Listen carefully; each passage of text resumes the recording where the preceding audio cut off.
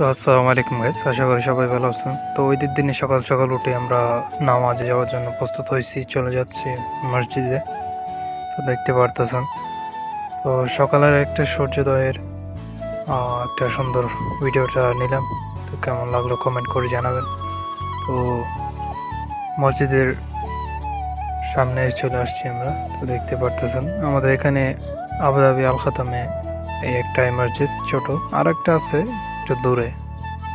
তো দেখতে পারতেছেন লোকটা অনেক সুন্দর, মসজিদ আর সূর্য ফোকাসটা, আলোটা আর কি।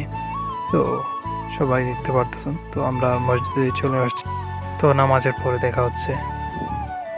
তো এখন নামাজ দেওয়া শেষ করে আমরা এখন কোলাকুলি করতেছি সবার সাথে।